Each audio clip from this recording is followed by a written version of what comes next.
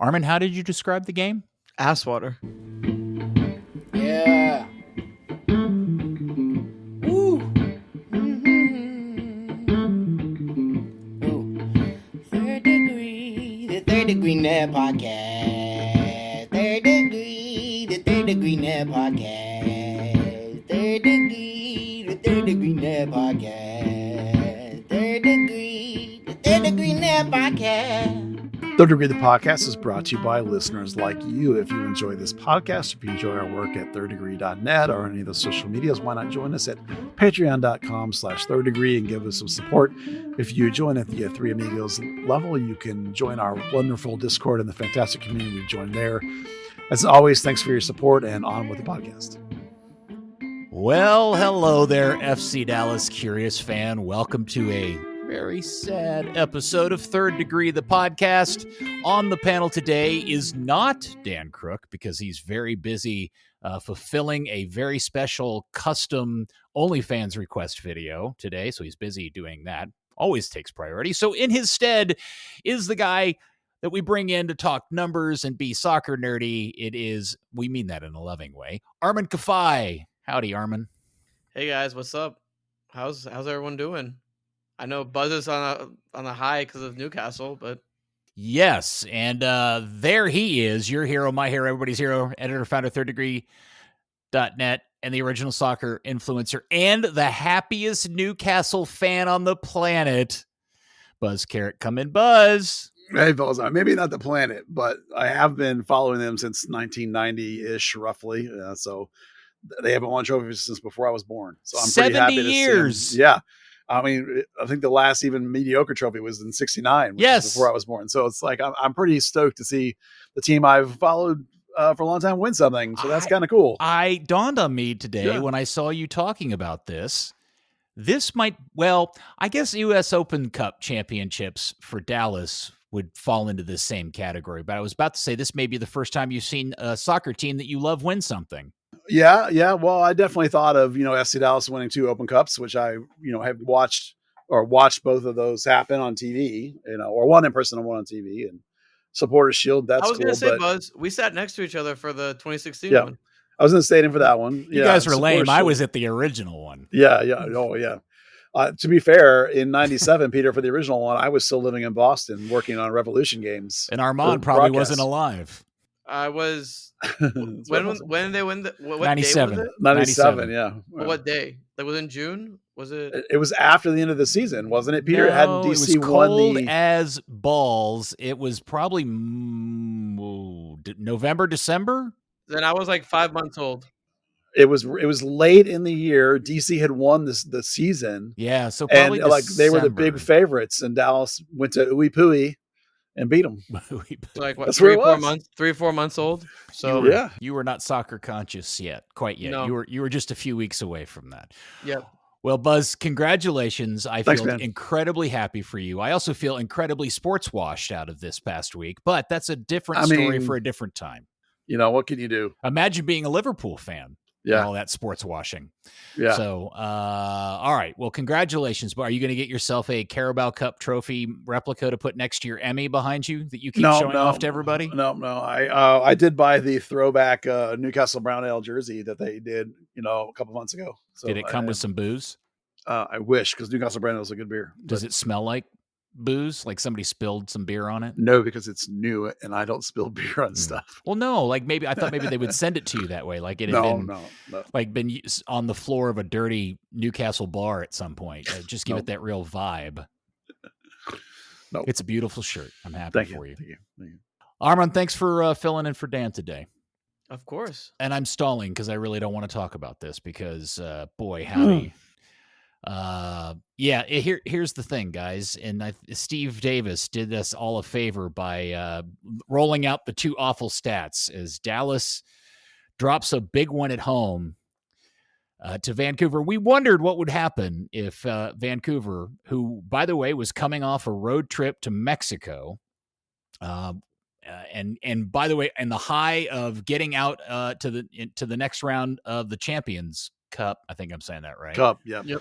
and then traveling to Dallas. So historically, I asked this question last week and I didn't look it up, but I'm fairly certain that if you do the research, MLS teams that travel for a cup tournament game and then travel immediately thereafter for a league game probably don't fare well historically in league games. But here, Vancouver did the business and beat up Dallas badly. And to the point where Steve Davis himself even helped answer some questions I had after the game. This is Dallas's first time since 2009 for losing their first 2 home opening matches. And for the first time since 2022, which doesn't seem that long ago, Dallas had no shots on target in a particular game. So I think that kind of lays it out, Buzz. We've wondered about this team. We've asked a lot of questions. This was going to be a roller coaster season. 4 games in, this is kind of the low point so far. Yeah, I know it's most definitely the low point. This is one of the worst home performances a lot of people have seen. Coach Quill said that the game plan was to outpossess Vancouver, hoping they'd be tired and show some weak legs, and that did not happen, and they did not have weak legs.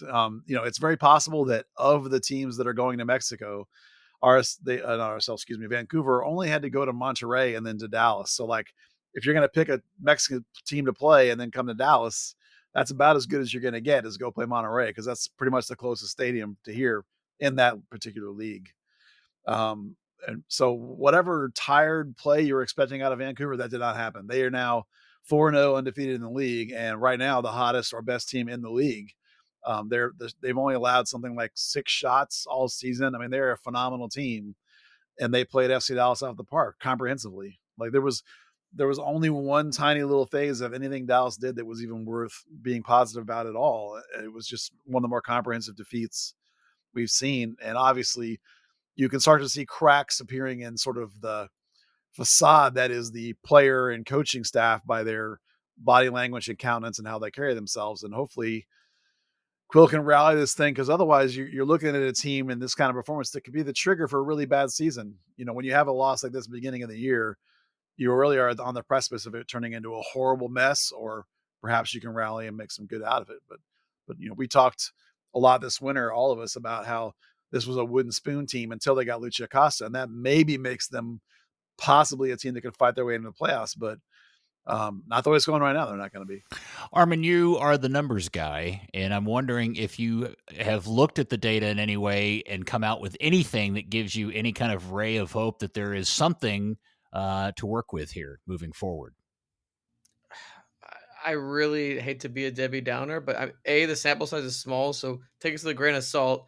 But no, because it's difficult. Because the Houston game, that game, you saw 2 goals kind of gifted, right? So you kind of look at the XG. You kind of have to be careful when you're analyzing that stuff. The Colorado game, it seems like Colorado's defense is very leaky. That's one thing that we're starting to see against San Jose. We saw, I think San Jose had 2.5 or 2.6 expected goals, but Zach Steffen was amazing in that match. I don't know if you guys have caught the highlights of that game, but he was absolutely phenomenal in that game. Then you play Chicago, you struggle to produce above 1 expected goal, basically not including the penalty that was late from Musa. And then this performance is really rough. And you see the ideas of them trying to get Lucio Acosta on the ball and getting Petter Musa involved, etc. But overall, it's not looking great through these first 4 games. But again, to emphasize, it's only 4 games. Like, there's plenty of more football left to be played. Soccer, excuse me. Yes, it's okay. You can call it whatever you want. Yeah. We're multilingual on this show. We can understand. So let's run through the game kind of chronologically, and I'll start off. Apple TV production is quite high. Did they change the camera angle a little bit from the last game, Buzz? It looked a little higher, Well, the previous game, it was horrible. It was way too low. They had moved it down. So I didn't notice it this game. So I'm pretty sure they moved it back up, because I would have spotted right away if it was in that same position. It appeared that you saw all of the tarp and you saw the signage at the top of it more regularly that said coming soon or new Toyota Stadium or whatever.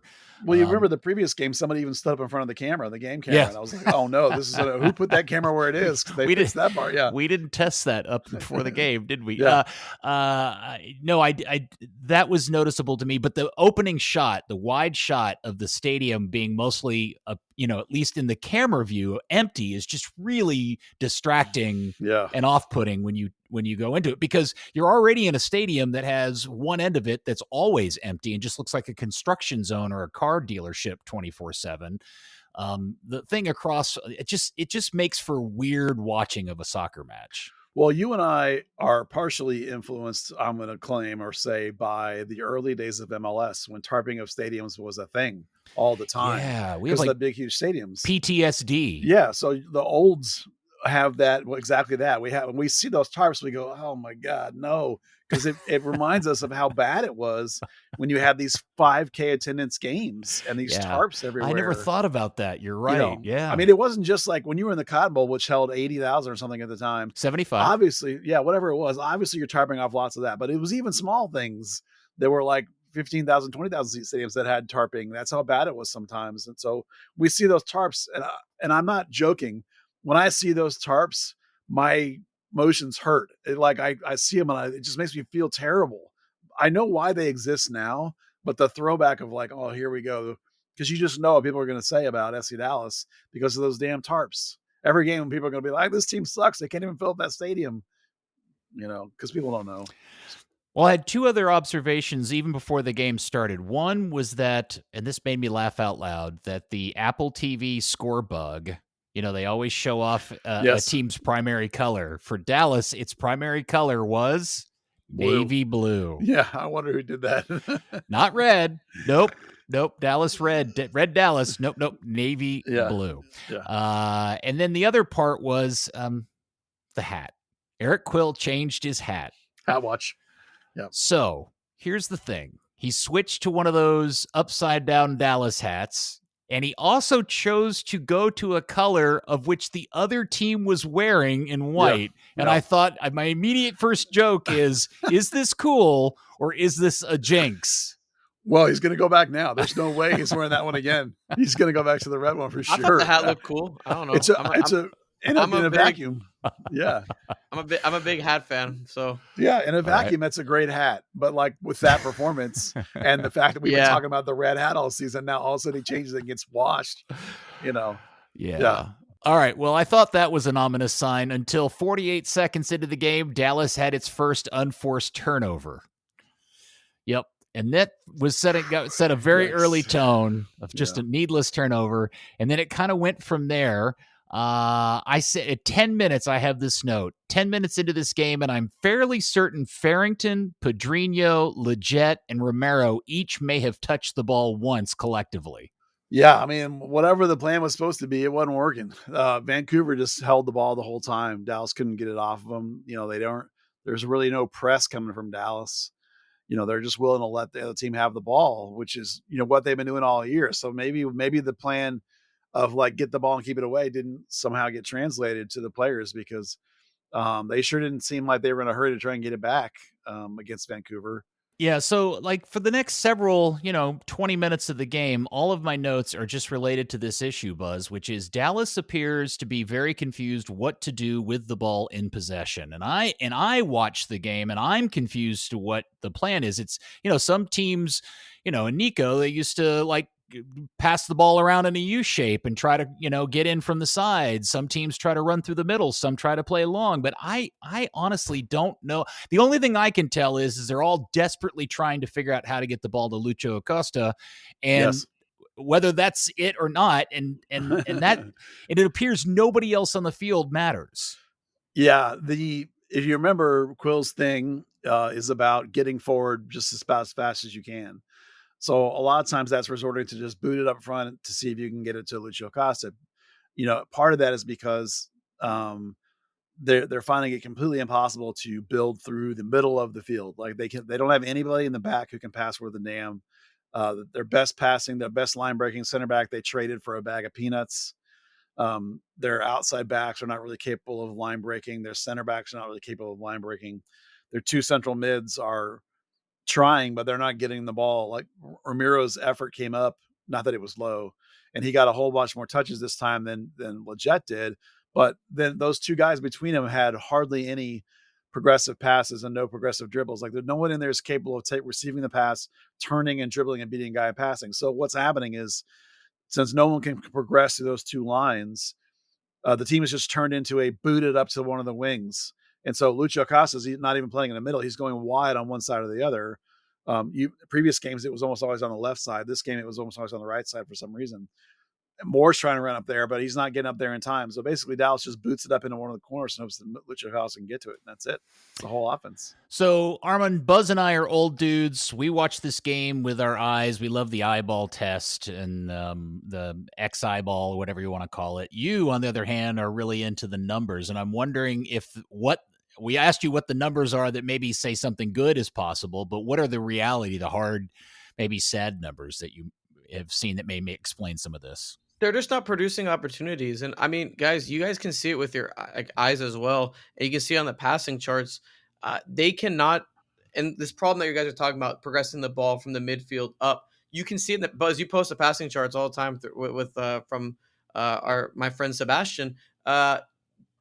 Musa has to drop in this space. They're trying, like, the midfielders are all wonky. Like, they're all super deep in these passing charts. They're not producing high quality scoring opportunities. I mean, there's like a plethora of things like offensively that's turning into issues. And keep in mind, like, again, last year, the problem wasn't really offense as much. It was they were allowing so many goals in the back and conceding quite a bit. Now it's more of, okay, when I was listening to Eric Quill in the offseason and what he was saying, I was convinced he was going to go with a more direct style of play. Like, I was convinced. From the language he was using when it was, oh, hey, we're going to be going forward quickly. We want the way that the guys are talking about, we want to play the ball backwards and do 20 passes. We want to go forward. I mean, they haven't been playing that much direct compared to what we've seen with under Nico Estevez. And for better or for worse, I don't understand the whole tactical. I'm with you guys. I can't really get the whole tactical idea, because if the whole idea is getting the ball forward quickly, you would again expect just a more direct style of play, but we really don't see that with Dallas as much as I thought we would actually see it. So I don't have a really good opportunity for Dallas until the 25th minute when Musa does a really nice job of challenging and winning a duel at midfield, and he's on basically one-on-one with the keeper until he gets caught up with a defender, and the defender and he kind of collide at the top of the box, and he goes down. He wants a PK. It looked like a fair tackle to me. And then slightly after that, I have written down a nice opportunity when Acosta plays a deep cross from wide into the box to Logan. Logan makes a really nice run, and it's just a step too short from taking an attempt. And, Logan, the way he hits a ball, he probably bangs that in if he'd just been a little closer. But it's 26 minutes into the game before we see feel anything really positive. And at this point, Vancouver's just got Dallas, for the most part, pinned back in their final third. And Vancouver takes a shot from about 20 yards out with zero pressure, and Dallas they just couldn't get on the ball. And when they did get on the ball, the unforced turnovers in this game, it wasn't like Vancouver was pressuring them or pressing them really hard. It was just bad passing all the way around. It was really, really weird to see how bad they were at this point of the game. Vancouver was doing a really nice job of setting up, two lines of three across, sort of between the Dallas mids and the center backs, and then one behind the Dallas mids, basically. So they're boxing in Ramiro in Leggett. And so anytime we saw a ball come out, and I don't want to dwell on this topic too much, but anytime we saw a ball come out, Ramiro and Leggett pretty much almost universally just passed it right back to one of the backs. And so they were left with like this, they would go bing, bing, bing, bing, bing, and then somebody would boot it, because it never had any kind of other rotations. Now, to be fair, Anderson Julio's missing. So one of the hallmarks of the Quill system that we've seen so far, they're not a lot, but one of the ones we've seen so far, is the fact that with Musa and Acosta playing so high, you really need your wings to get up and play vertically off of them in order to pull defenders away from those two guys and open up space in the middle of the field. If your wings don't get vertical, nothing happens. So Farrington, as you say, finally gets up vertical once Acosta's gone wide, because Farrington wants to play in the middle and not wide. So Acosta goes wide, Farrington can play up through the middle. You finally saw that happen. But Pedrinho had a nightmare of a game. I thought he was awful. He did not get forward at all. He didn't provide any width on that side, and neither does Marco Farfan. So like the entire left side of the field was just almost completely worthless. and Pedrinho had multiple turnovers and was not creating any linking play. The hope, I think, in terms of playing him, he's a false wing, was that he would come back into the middle and help with the overload that was happening in the middle, and he didn't do that. So I think when one of your three best players, the third best player being Anderson Julio, is missing, that's going to hurt you when your offense is so young and undeveloped and really doesn't know, and nobody really knows what they're doing yet with this team. I don't think Quill knows what he's doing yet with his team. Like every game, he's trying something slightly different with Lucio Acosta. Either he is or Lucio Acosta is trying something different on his own. And no, they're never going to tell us which one it is. But every game, his positioning has been different, and every game, the way they've been using him has been different. And none of them are really working that well. It actually has gotten worse. The higher up the field he's gone, the worse it has gotten. The deeper the wings have played, the worse it has gotten. So I think they're going to have to. We'll talk about when we get to how you fix it. But okay, it's the reason there are so few chances, and Arman's right, 0 shots on goal. Like 7 shots total is way too low, and then 0 shots on goal is just that's ridiculous. No, that means you're not anywhere near close to a good opportunity to score a goal. Yeah, I've got a bunch of other bummer notes in here until I get to halftime and wrote the worst half Dallas has played all season. And then I asked myself, did they have a shot on goal? No. The answer we found out later on in the first half. Yeah. We get into, but I guess at halftime, did you anticipate that he would make any changes? No. Even if you kind of wanted to, because it was still 0-0. It's still 0-0, and your team is still coming together. So, like, yanking a guy at halftime is pretty much telling him he was absolutely crap. And so, like, it's a little early to be transmitting to guys that they're absolutely horrible at this game. Like, I think you're absolute garbage, and so you're out. He still has to. He has a very thin roster. The depth has got some interesting kids in it, but he can't use it yet. I mean, I started working on our fun and games roster rankings that we do, and I got like 5 or 6 players down. I was like, wow, is that it? It's like it turns into trash real fast, into dudes real fast. So there's a lot of work that needs to be done on this roster over the next couple of years if you actually want to compete with it. And so you can't burn it all down today because they have a whole season left. So you can't throw a guy away or alienate a guy where he quits completely like this early in the season. So no, I'm not surprised there wasn't any changes at halftime. All right. Let's see. So there were no changes. I want to say in a note in the 50th minute, that moment Ramiro loses a ball and then he swipes out on a tackle. I have no idea how he did not get a yellow card for that. Do you remember that moment? It was not specifically. Yeah, he lost the ball and then he turned around and tried to get the ball back and he kind of slid at and swiped at a guy. It was kind of a very, the reason why I wrote it down was it was pretty clear he was super frustrated with the entire game. And that was a real demonstration. He yelled at Ibeagha a lot. I don't know if you caught that.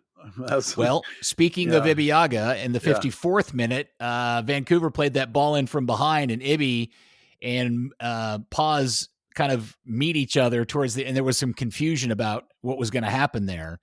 And Paes I thought that was interesting because Maarten was actually apologizing to Ibeagha, like he shouldn't have come out. He should have let Ibi deal with it. Do you remember that play?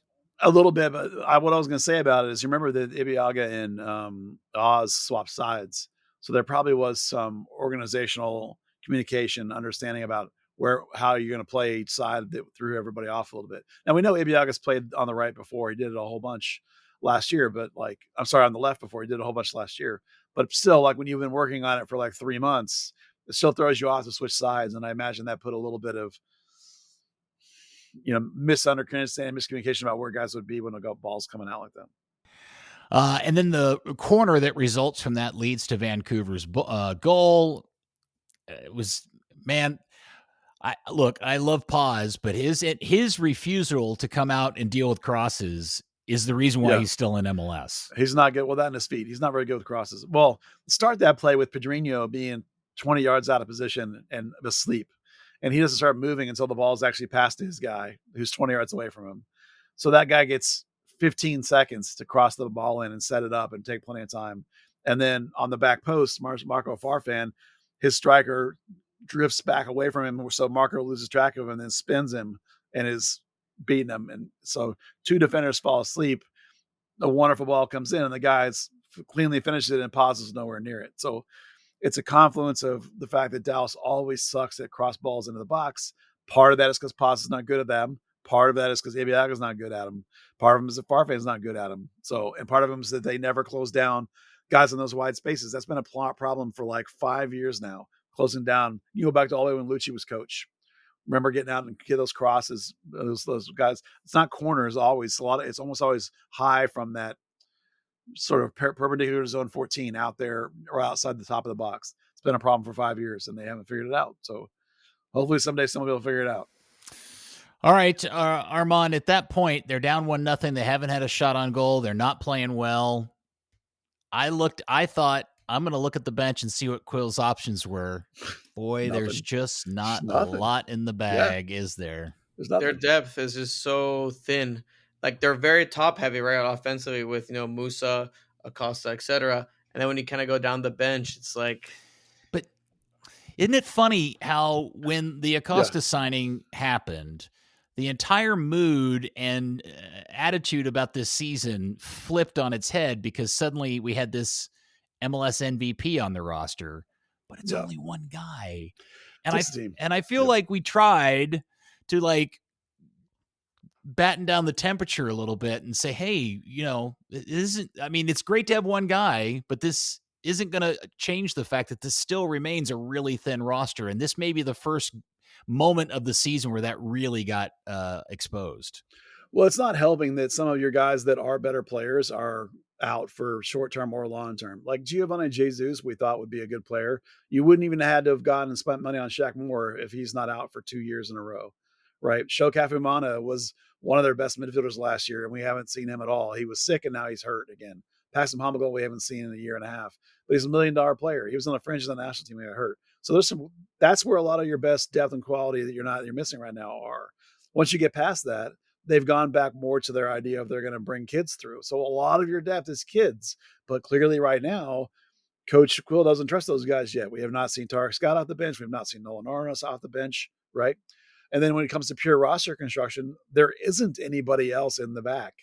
Shaq Moore is one of your higher paid players. You're not subbing him out. There's no backup for Farfan. There's only one backup in the middle who's not really going to do much for you. Abubakar, how's that going to help you? There's no backups at all in the midfield because everyone's hurt. Like there just isn't. And the wings that aren't playing, because they're bad. And Anderson Julio's gone. So like there's just not much of a roster for Quill to do anything with. So you're right. When he turns around and looks over there, he probably just like he was like shit, just like we were.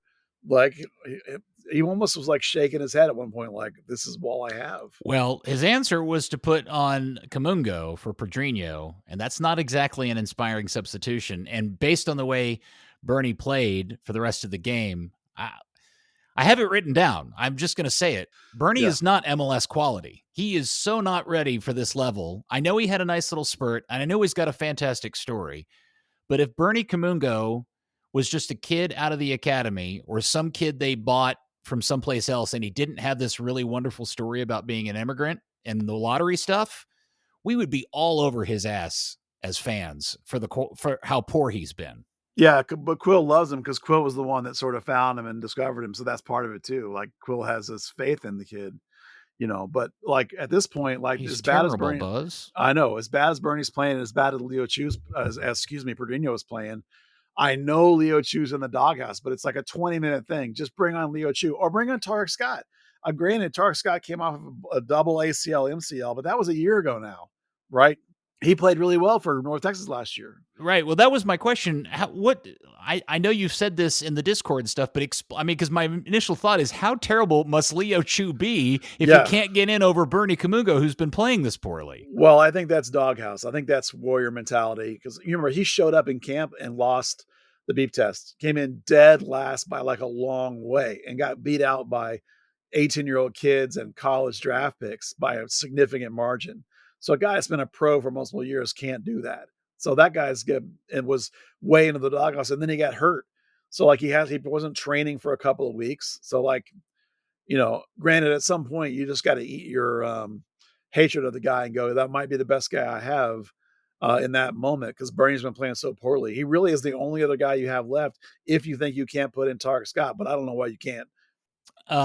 So the next sub is in the 71st minute. Siki comes on for Leggett. And when I saw Sebastian came off the field, I thought, I don't have a real measure. And Arman, you may have some numbers about this, about how Leget's season is gone. I don't feel he's been terrible. I don't think he's been great, but I also feel like he's a guy that's playing a little too far back to maximize his potential or his skill sets. And maybe being critical of his season is unfair to him because he's, being asked to do something he's not particularly good at.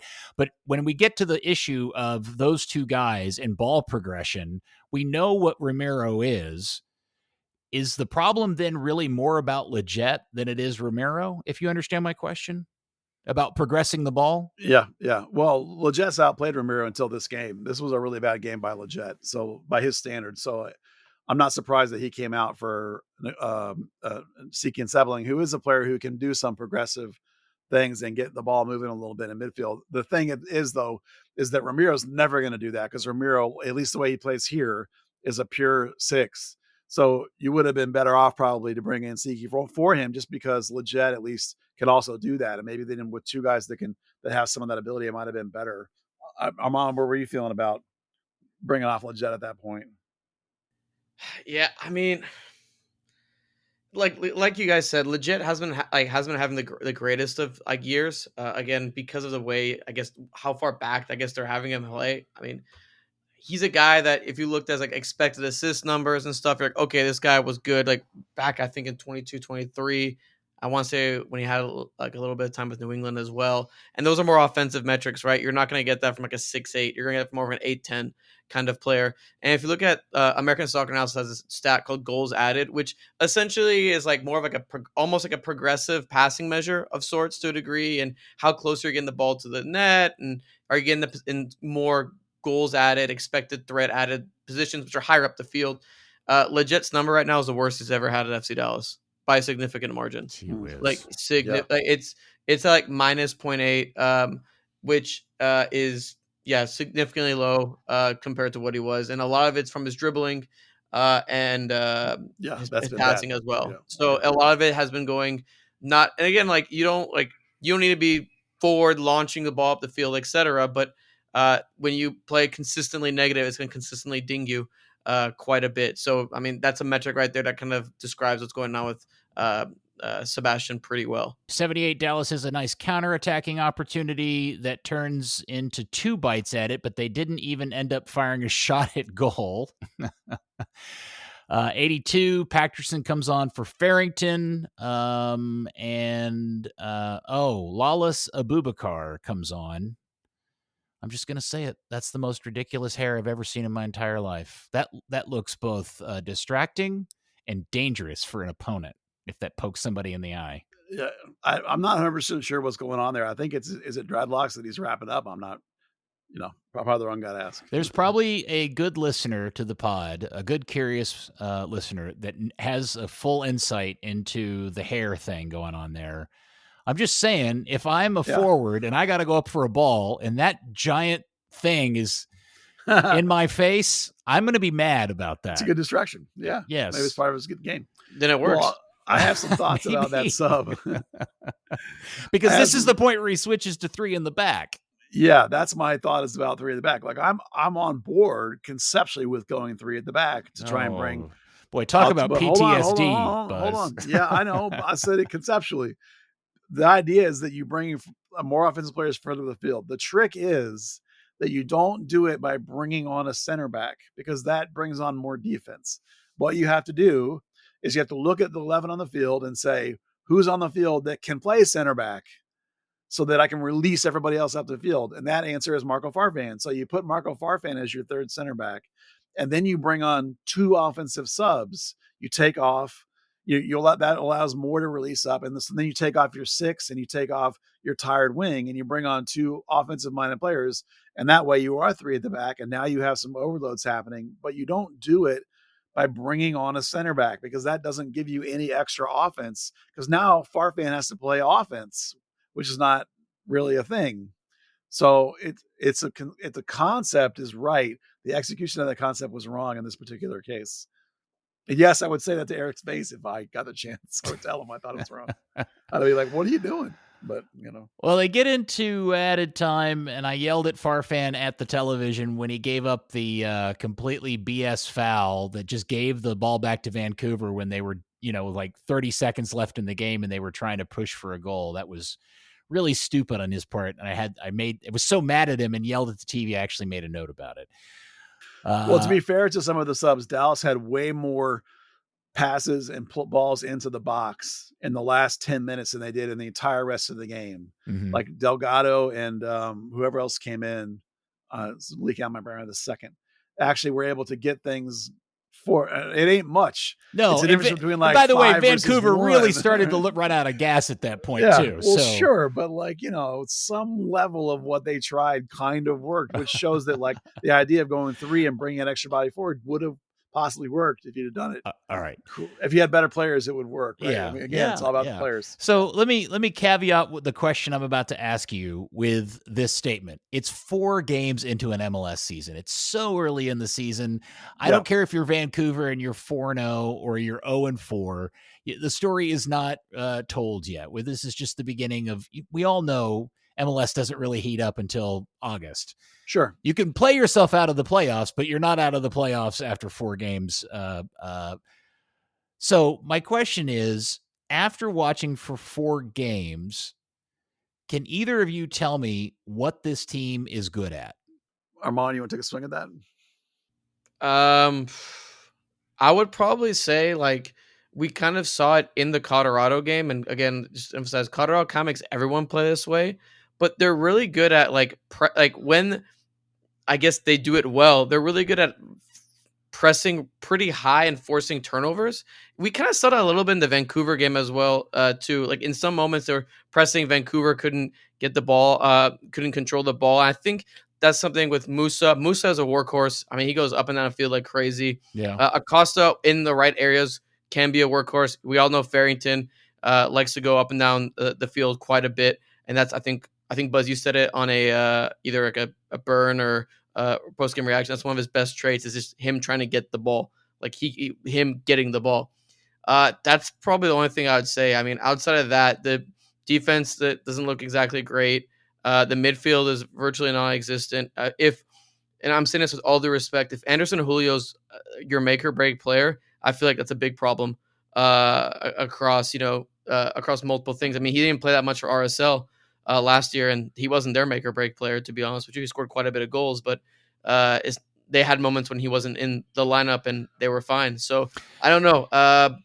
That's my kind of stab at it. Even though that Colorado game is starting to kind of look like a outlier versus what is actually the norm. It just feels like to me, unless one of 3 players gets the ball, and the 3 players are obvious, they just don't have anything else going for them in terms of progression or possession. We know they're not very good defensively, although maybe the highlight of this is that they only gave up 1 goal. Maybe that's the silver lining of this particular loss. Yeah, the one positive note I had in the whole thing was the idea that you held a team like Vancouver, who leads the league in chances created and all those amazing stats.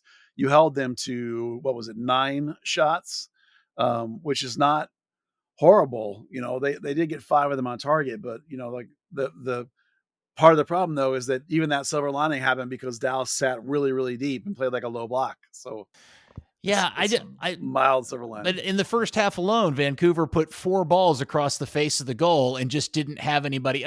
To me, Vancouver, if they had been better in finishing or better in maximizing their opportunities, they probably would have been up 4-0 by halftime. Mm-hmm. And keep in mind they didn't have Ryan Gold, and Jaden Nelson came off the bench, and they're coming off midweek in Mexico, which is brutal. I thought Vancouver was really good all over the field, except in the final third in Dallas's end of the field. I thought they were really kind of lacking and really left a lot of meat on the bone. This is one of those games that's happened a lot in the last 6 years since Oscar left.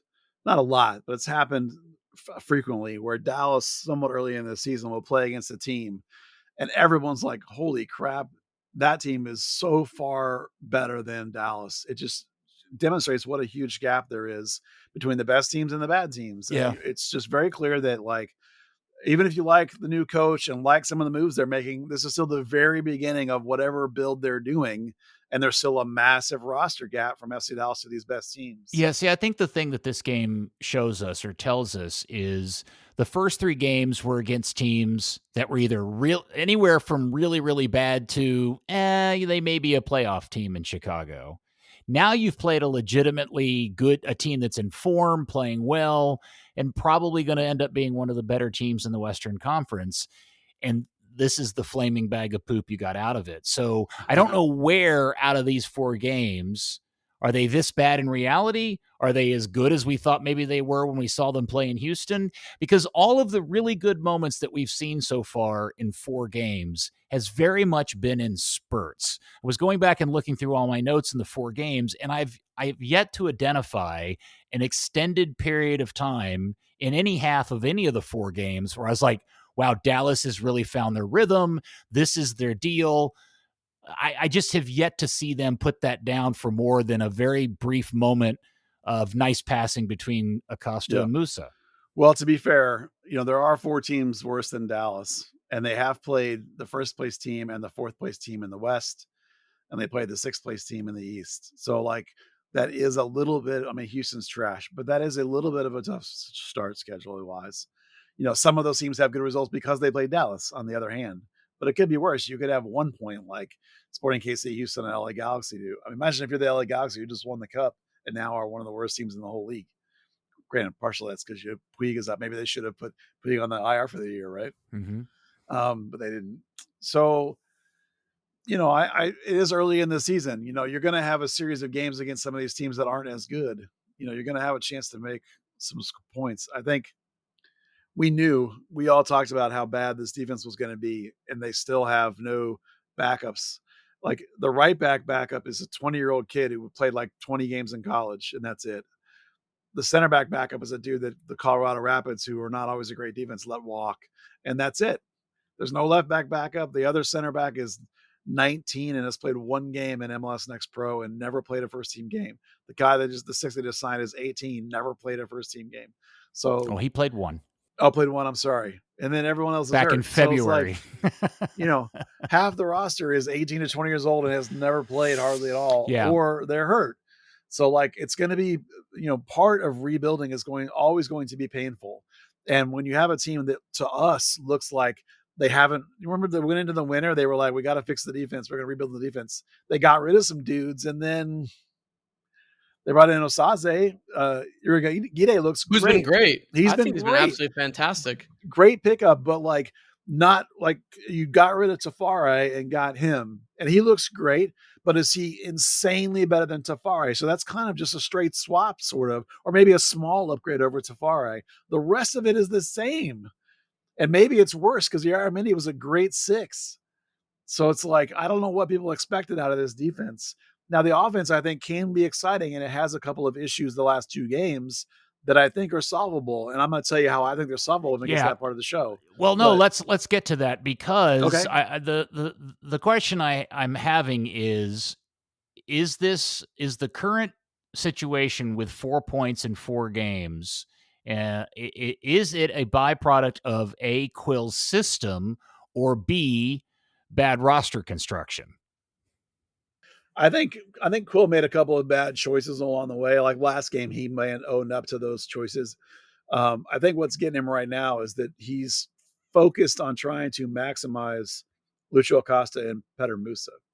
And so he's doing things to the team and to the shape and to the tactic in order to try to maximize that. And it isn't working. So he, sometimes you try things and hoping it's going to unlock this, that, and the other thing, and it doesn't really happen. So he has to make a decision about, do I have ultimate faith in what I'm doing with them, which is specifically playing Acosta really high as if he's a second striker, right? It's a Christ Graziani. That's what we're looking at, right? So because of that, his wings are playing deeper and deeper and deeper, and it looks more like a 4-4-2. Do I have ultimate faith in that system? I think the problem with that is that the 2 central mids aren't good enough to be by themselves in a flat 4.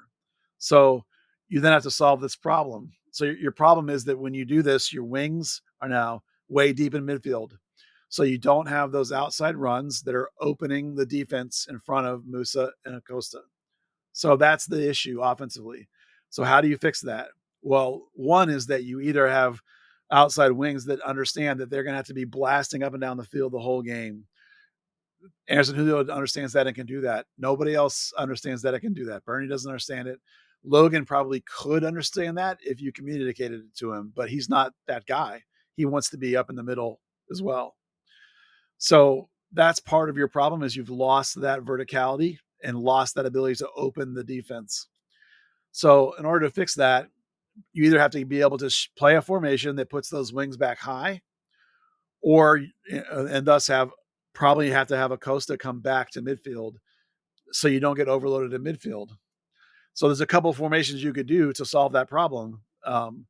If you're really absolutely convinced that Acosta needs to be high, then you probably have to play a system that has a inverted front three. So you have Musa and Acosta high with somebody underneath them. But then in order to do that, you really have to have outside backs that can run the full field. Shaq Moore can do that. Marco Farfan cannot. So again, roster construction, you don't have the wing that you need to play that way. But that probably is your best chance of unlocking Acosta Musa without sacrificing your midfield that's getting destroyed.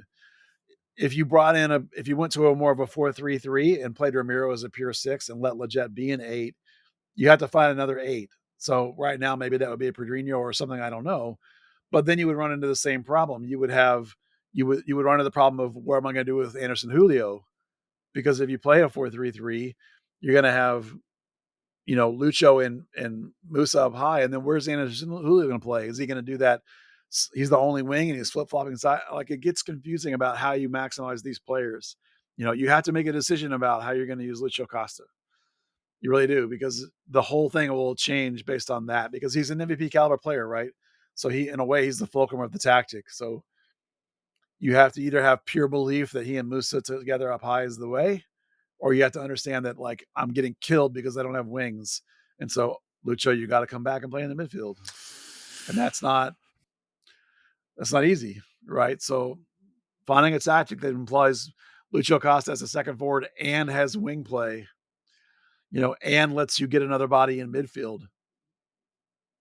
That's man, that's tough. That's Arman, you got a plan? You got an alternate plan? Well, score more goals, ball go in the net, something like that. No, but the thing that Buzz, I think you kind of hit a point on, is understanding that there needs to be a physical output from these players. Now there's metrics for these, right? Yeah. There's metrics that you can understand and say, hey, these guys, they're good at physically going up and down, physically doing this, etc. Do we know if Dallas is looking at those metrics? I'm not sure, to be quite honest with you. If they're looking at physical metrics to say, hey, this is the output of this player, this is what they're doing, etc. Let's look at a team like San Diego, right? They're a team that has built out a pretty robust system, and have been together for what, like, I think 6-7 weeks, 8 weeks together or something like that. And they seem to know exactly what everyone's doing on the pitch. Like, they seem to be in the right positions, etc. This player knows to make this run. Dryer's making crazy runs. I think that's how you say his name, up and down the pitch, etc. And it seems like a really well planned out roster with a well planned out system that gets everyone's things together. It seems like they kind of just threw they got Acosta and said, okay, we're gonna get him. We're gonna figure out what to do with him later. For me, it's very difficult what they can do, because there's a couple of like kind of interesting things that they could do that I don't think they would do. But they could have Acosta as that fake winger and then have him play him centrally, kind of like you see what Gaul does a little bit, what Messi does. Almiron is doing it quite a bit, even though I think Atlanta's trying to make him go out wide because him and Moranchuk are occupying the same positions now. If you saw last game, they actually had him try to occupy more out wide, bring out defenders, and that's how they were able to get that goal, that early goal, exposing that back line. And having someone else in the midfield, because they need someone to advance the ball up the field to Acosta. Or, and this is more of just embracing this whole play it forward thing, use Petar Musa's aerial ability to win balls, win those balls high up the pitch, force the defense to respect you. If you don't have the best passers, play direct, just go all out. But then it goes back to the point of, do you have the players that can have the physical output for a system that is a little bit more direct, high pressing, etc. I'm not exactly, because Eric Quill talks about on go forward, etc. quickly, all this. And then he talks about, hey, I also want to have spells of possession, etc. It's kind of hard to do both. And you kind of can see that the teams that play possession aren't necessarily super direct, and the teams that don't play possession are more direct. So what's that balance that Eric Quill is trying to find? I'm trying to think of solutions, but Buzz, you keep bringing up the roster, and it's very hard to figure out these solutions with the roster. And now you spent $4 million on a U22-6 in Kaique. Now that guy, you're putting a lot of pressure on that guy to be one of the solutions in this situation, which I don't know how much of a solution he can be. So given the current roster, let's try and come up with a way to solve all these problems, right? You still want Musa and Acosta to be relatively high. The answer is that you have to sacrifice Logan Farrington from the starting lineup. So you're going to play my suggestion is to play a 4-3-3 single pivot, which Quill doesn't like to do, but play a single pivot because Ramiro will bust his tail and run. And that allows Leggett to play 10 yards higher. And then you have to bring in an 8. You got to either bring in Delgado or Siki and Sabaling or my man Diego Garcia. One of those 3 guys has to play alongside Leggett as a double 8 system. And then you leave Musa and Costa high, and then Anderson Julio. Costa's in this case, as you mentioned, Arman, is a false wing or a second striker or a 10. And then Anderson Julio comes off of whichever wing he wants. And he spends the game sort of flip-flopping and trying to attack. When he's on the left, more releases, which Moore is perfectly capable of doing. You can run more into the ground because you've got like Newman you can bring in on the bench, off the bench. And then he does the same thing. He flips to the right, and then you have Farfan. You give him this chance to get forward some. So it'll be more lopsided with Julio left than right. But I think that's the way you do it. If you want to have Acosta high, that's the only way you can do it is to get an extra body in midfield and sacrifice Logan Farrington. Man, Buzz, I got to say, Ramiro is a single pivot. Sounds like this team will give up 1,000 goals because he is not a standalone holding mid. He's not fast enough or physical enough to chew up and cover a back 4 by himself. Here's the idea that understand that Quill's not a team that holds possession for a long time. They counter press quickly, but then they drop. And as they drop, the 2 8s now settle in, and you're playing with 3 triple pivot, playing with 3 across in your defensive stance all the time. You're never going to try and leave Ramiro on an island by himself. But when you're building forward, he can sit there, and now you're releasing 2 8s, and you're releasing Julio, and you're releasing one of the outside backs, whatever's opposite of Anderson Julio. So it's an unbalanced 4-3-3. And yes, absolutely, in that current setup, Ramiro is the worry. But Kafumana's hurt, Paxton's hurt, Kaique is 18 and just 19 and just got here. Yeah. Right. Put Nolan Norris in there. I'm excited. Start Nolan Norris. But Eric Quill so far has not shown a willingness to play Norris. Well, but he did say in his press conference, guys who don't have a lot of minutes, now's your, he kind of hinted at this idea that he's desperate to do that. Yeah. He did it. He brought it up twice that like, if you haven't played much, now's your chance. And then specifically in the question I asked him, he specifically said it again, that maybe now's the time. Yeah. So, we'll see what happens when he actually gets out there. But Quill's not a guy that changes the system much.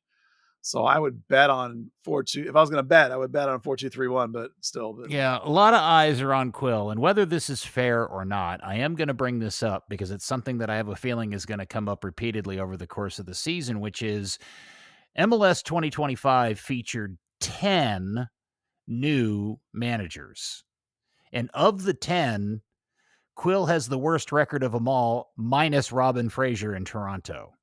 Austin, Philly, San Jose, Miami, Vancouver, Atlanta, NYCFC, and St. Louis all have collected more points. Most of them, several more points.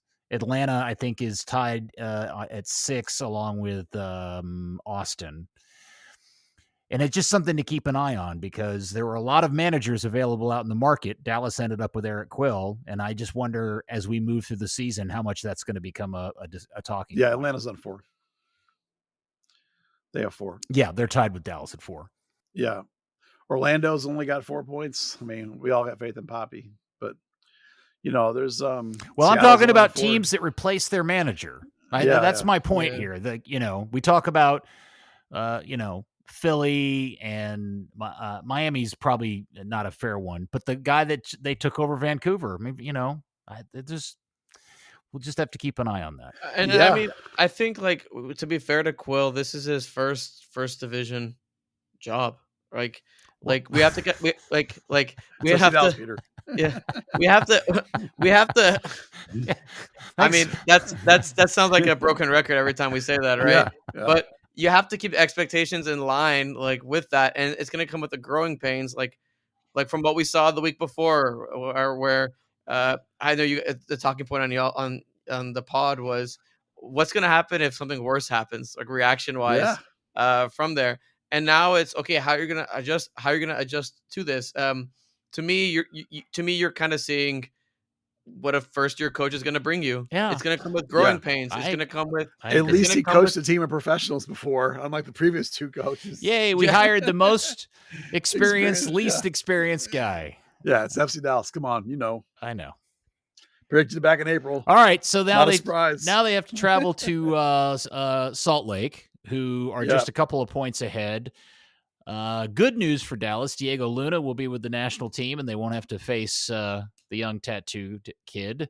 But in the bad side, they've also lost their goalkeeper, and now we'll have to go to war with one of two very inexperienced goalkeepers, Buzz. Yeah, RSL also is missing Dominic Markzuk, so that's a loss for them too. FC Dallas. Good Lord, Maarten Paes is out, and we have to go with either Michael Collodi or Antonio Carrera. Obviously, since they've put Collodi in North Texas for 2 straight games in order to get him ready, that's the answer. And he's still on the bench as the second guy. How do you? Okay, Buzz, you're very intimately. That's not the right word. You're very familiar with both of these guys. Yeah. I have yet to figure out from you which one you prefer to be this backup for Dallas, for the senior team.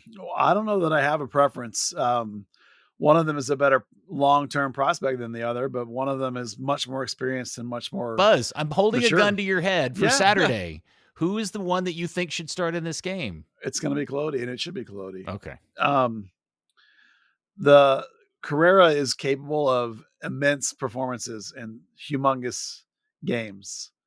But right now it's clearly Collodi. He's a better pure shot stopper. He's a good manager, good leader. His feet are pretty good, better than Paes's. But he's not going to have Paes's side-to-side athleticism. And he's only 6 feet tall instead of being 6'3". And you may think that doesn't matter, but it does matter. There are shots that a guy who's only 6 feet tall, your fingers are 2 inches short of reaching the ball because you're only 6 feet tall. Like, I think Collodi can play in this league for 15 years. I do. But he's not going to be a number one for that whole time. It's just not how it works. So, Nick Raimondo is a generational player. That's very uncommon. And Collodi doesn't have that level of athleticism. So, he's 24 and Antonio's 22 and has only played for up to the U20 national team. And Collodi's played, literally hundreds of college games. So it'll be Collodi. So knowing what we've seen so far, knowing that Quill has hinted at players with not a lot of minutes, what do you anticipate or what do you think the 11 will be? Well, unlike my discussion of how I think you actually make the team better, I don't think he'll change tactics. I think Quill is reluctant to switch up his system. Like once he starts in on a system, he tends to stick with it. I've been thinking back to the years I've watched him coach North Texas, and he was pretty locked in on what he wanted to do. Now there were seasons where they played more of a 4-3-3 for sure, because some of that was when Oscar was around.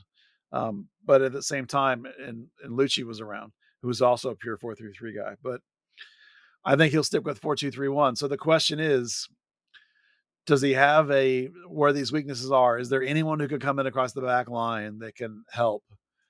And the only person that you have that could actually help would be perhaps Newman, maybe even on the left, because then you would have a guy who could get forward athletically and aggressively and offensively.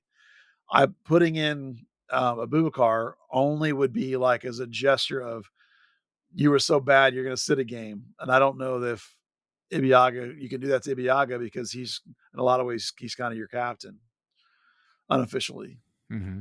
If you get into the midfield, Show Kafamana's not in training yet. He's hurt still, and Paxton's obviously still hurt. The Kaik just got here this week. We're told. We saw his picture today, so he's here. So, like, you have to ask yourself, can you put Nolan in for Ramiro? I can, but don't forget also that Nolan just left for a U20 camp. So Nolan's not an option this week. Nolan Norris is not. He's gone. So the only other body you have in midfield is Diego Garcia, who maybe you could bring on for Leggett, but Diego's not a 6. Or Anthony Ramirez, who is also not a 6. I think Diego will be a better 8 than Anthony at this point. Do you play Delgado back there that deep like they did some late in game? Delgado was a nightmare against Chicago. So do you reward him with a start? I don't think so. Pedrinho was not very good in this game. So do you start him? So, like, I don't really see, honestly, unless, Newman maybe. You're bumming me out, Buzz. I know. Like, who is there? It's like, Cool said, if you haven't played, here's your chance. Man, who? Yeah. It's like there's not. Is Siki going to get a moment? Siki, yeah. Maybe start Siki for Leggett, maybe, because you're not dumping Anderson Julio. He's going to be in. You're not dumping Lucio Acosta. You're not dumping Pennermusa. Maybe you try somebody else other than Farrington, but Farrington's played pretty well. So, like, maybe you take him off to get another midfielder, like I suggested, but I don't think Will's going to do that. So Farrington would be back on with Anderson Julio. So really, it's just, is he so disgusted that Abubakar gets a start, somebody like a Garcia or a Delgado gets a start? I mean, that's really Siki would be the guy. Okay. That's probably your best bet. And does Siki over Leggett get you much? Or Siki, maybe you go back to preseason and do a Siki Leggett double like you did in preseason when you thought the team looked pretty good. Maybe you try that.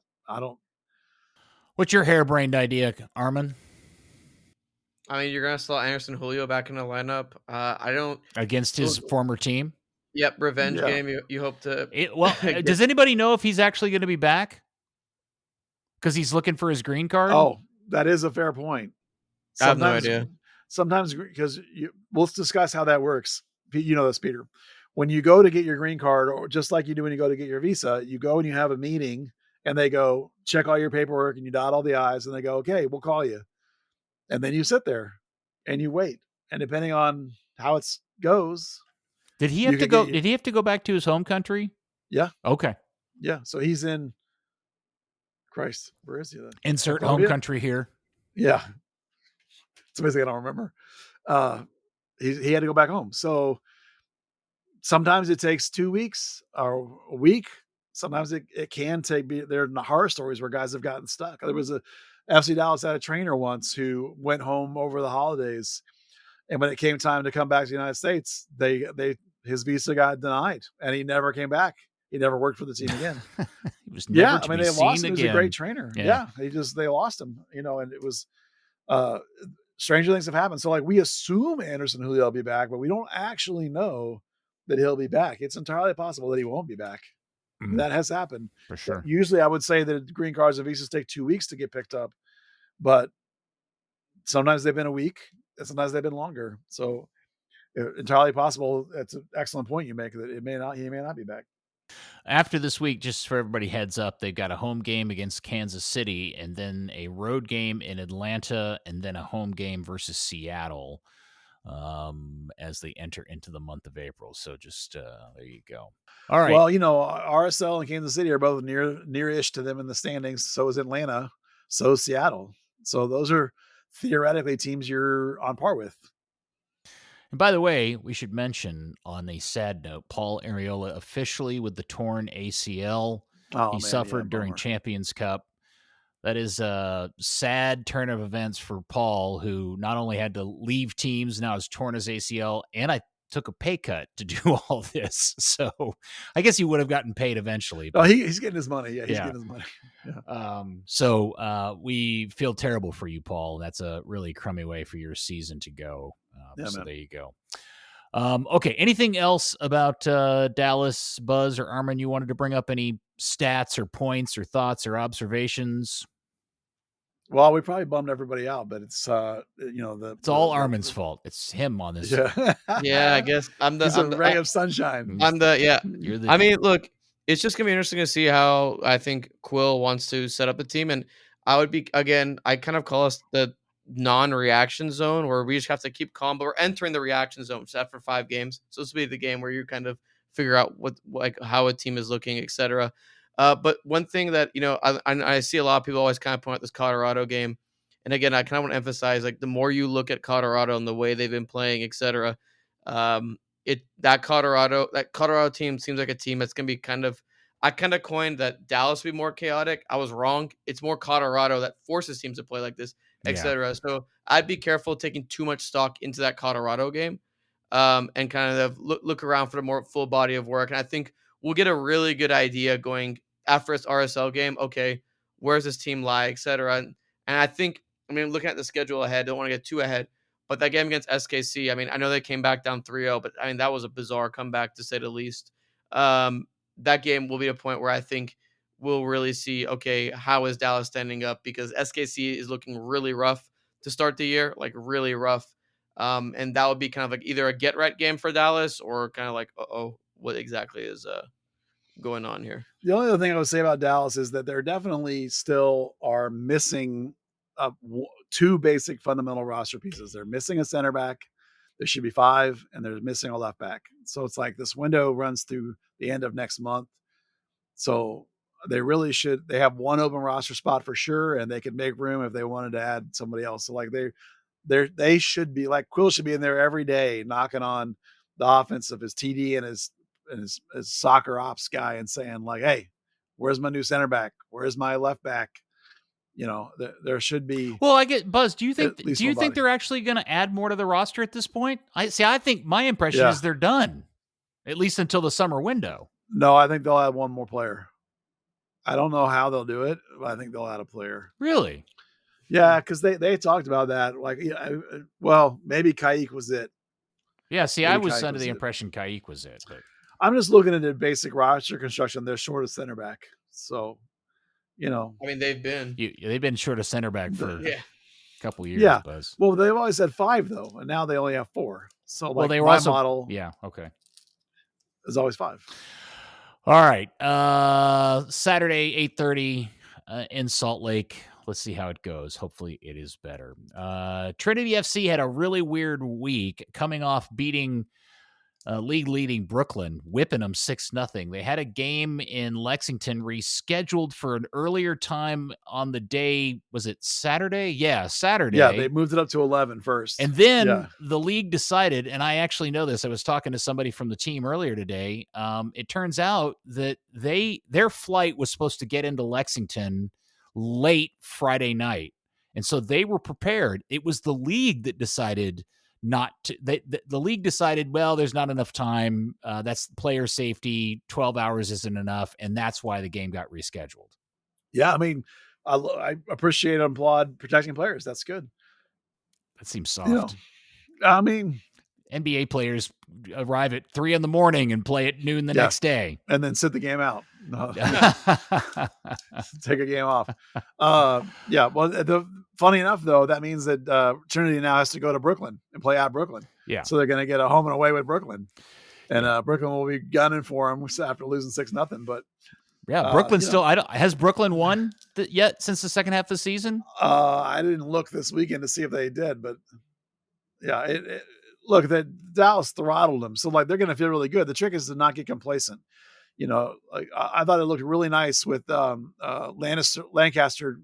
Cameron Lancaster was a really great addition up top. They inverted that. They did what Quill needs to do, which is like they flipped their front line to turn Missimo into a 10 underneath 2 strikers. Now they're playing a back 3s. Maybe you don't want to do that, but maybe you do. Maybe the 3-5-2 is the way to go, because that's what Trinity had been playing a 3-4-3, and they switched it, and it really worked for them. So that Missimo Lancaster combo was really on fire, and that really freed up Thornton too that put Ubagagu back as a left wing back, but she thrived running at people from that deep. Brooks is back in midfield. Abadoon did a nice job in there next to Brooks. So like, some of the pieces they've added look pretty good. And they may have really found some magic going forward. I mean, they look much better than they looked all season. And the last time before that they played Brooklyn killed them. And they turned the tables on them and they flattened them. So this is a huge test going the road again where you got smoked by Brooklyn last time. See if you can turn the tables on them. So big game. Arman, are you into Trinity?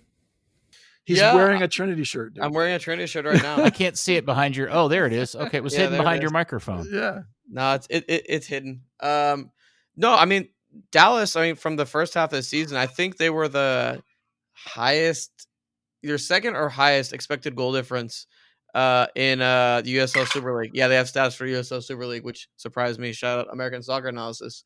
Brooklyn was super hot, and then what ended up happening was, I guess, with the long break and everything, it's kind of flipped on its head a little bit.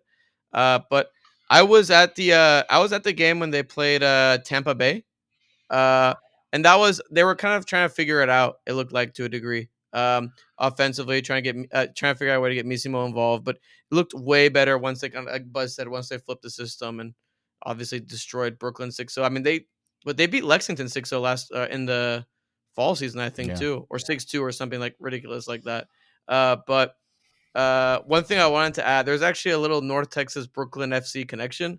So on the Brooklyn FC coaching staff, there's Johan Arami. He is the assistant coach there. He used to be North Texas Video Analysis before becoming Brooklyn FC's assistant coaches. So there's some little insider information from a little connection there. But no, I mean it's a big game for Trinity. It's against another measuring stick test, and I think all these games matter, especially going into the kind of not the home stretch, but Peter, to answer your question, in fact, Brooklyn's last win came back in December. That's what I thought. Okay. I didn't know if they had won last weekend. That's what I was curious about. That December win was 1-0 over Dallas Trinity.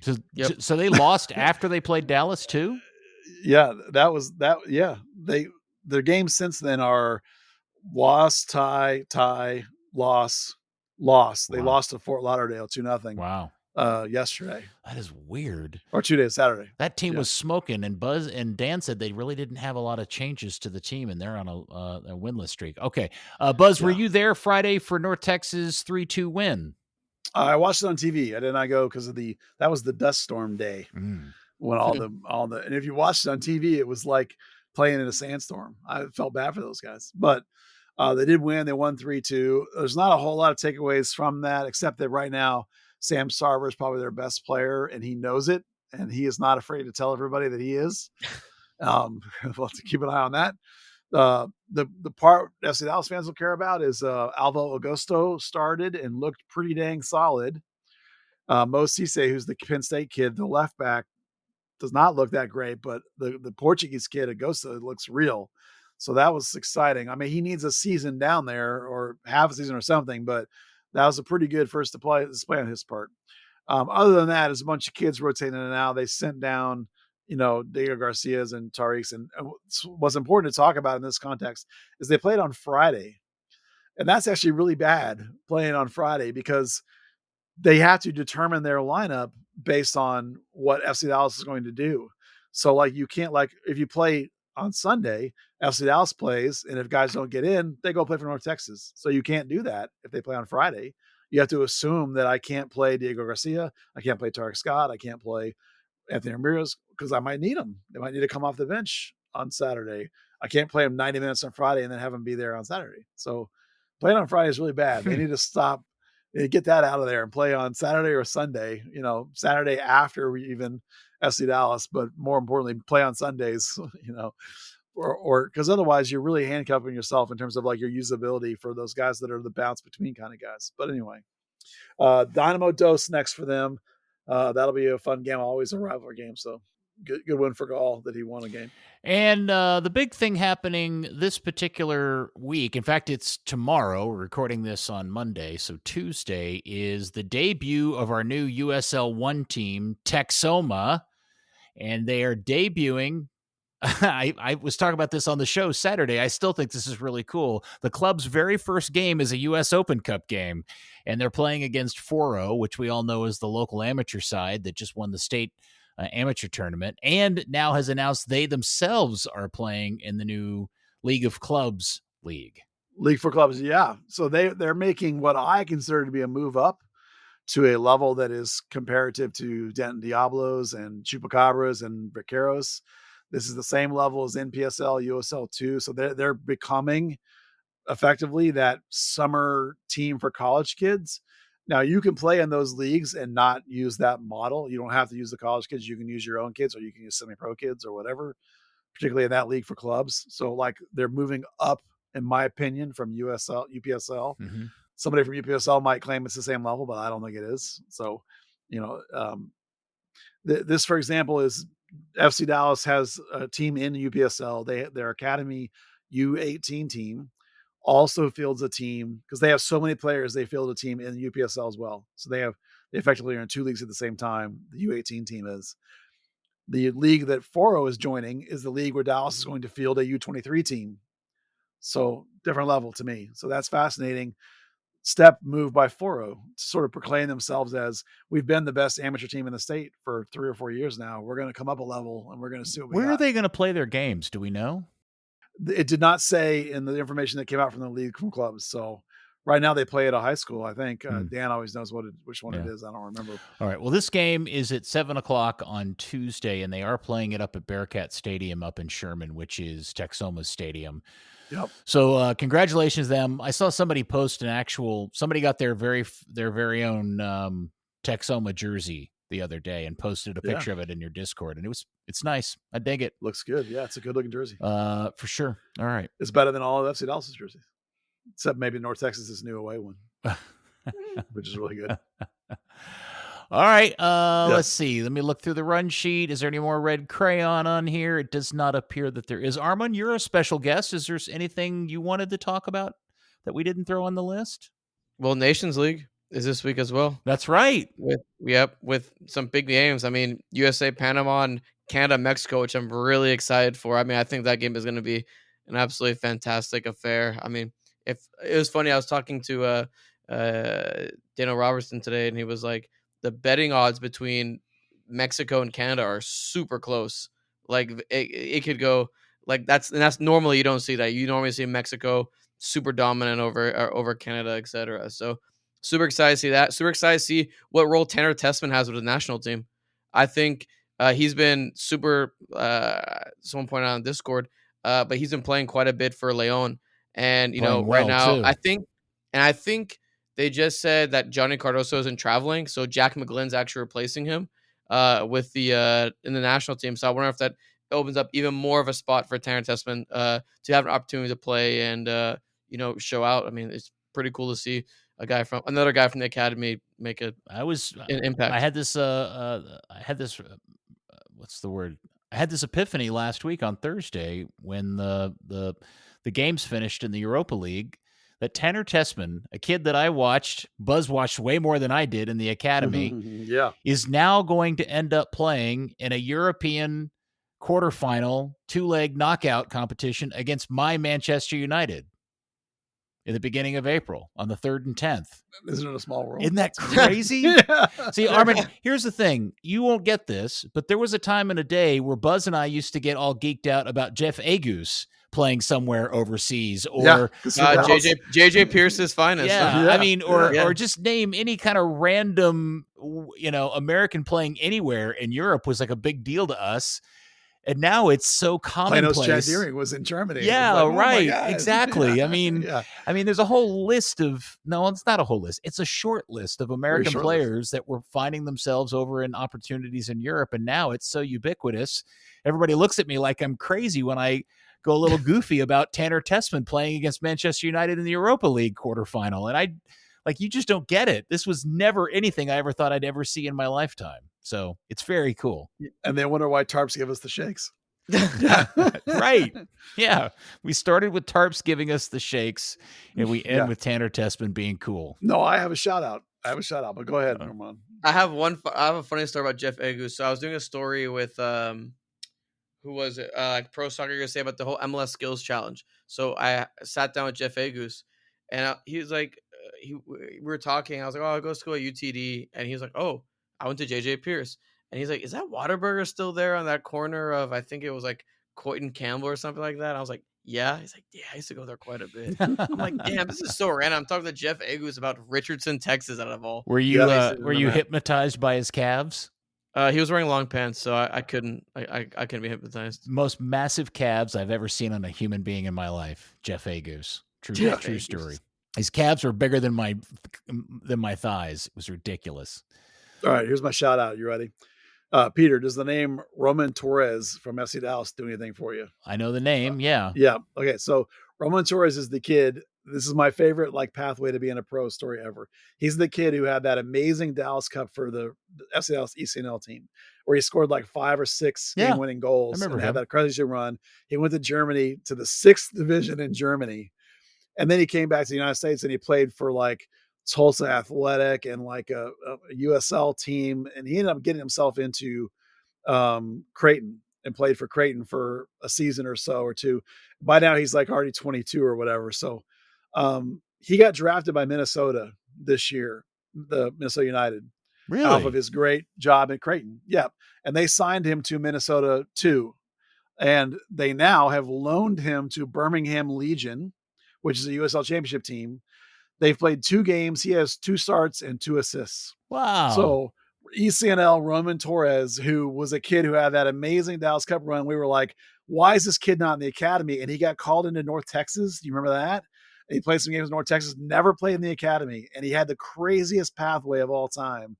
Now is 2 games, 2 assists for Birmingham Legion, and he's signed to Minnesota's second team technically and is on loan. So I just love this kid. I've never met him. I just love this story, and I love that this scrawny little 10 Roman Torres who never got a fair shake is just fought, and it's still now. And he's 22 years old now, and he's doing great things, and I think it's awesome. That's pretty great. Thank you for sharing that, Buzz. Third Degree, the podcast, is brought to you by listeners like you. If you enjoy this podcast, if you enjoy our work at thirddegree.net or any of the social medias, why not join us at patreon.com/third degree and give us some support. If you join at the Three Amigos level, you can join our wonderful Discord and the fantastic community we've joined there. As always, thanks for your support, and on with the podcast. All right. Very good. Well, Arman, thanks for filling in today. You did a very good job. I'm sure we're going to get nothing but stellar reviews I try. on this episode simply because you're here. I can't replace Dan, but I try. It's okay. We're all different. We all have our skill sets. You have yours. Depends. There you go. Thanks, man. I appreciate you being here. Anytime. All right. Buzz, very Yes, good. sir. Congratulations once again. I'm super happy for you, Newcastle dude. Altitude. Yeah, that too. Yep. All right. Very good. And thank you, FC Dallas Curious fan. Hold on tight. Everybody stick together. It's all going to be okay. We're only 4 games into this thing. Long road to go. Don't worry about it. We got Lucho Acosta. What do we got to worry about? And we will speak to you next week on another episode of Third Degree, the podcast. Dan, hurry up. Third Degree, the Third Degree Net Podcast. Third Degree, the Third Degree Net Podcast.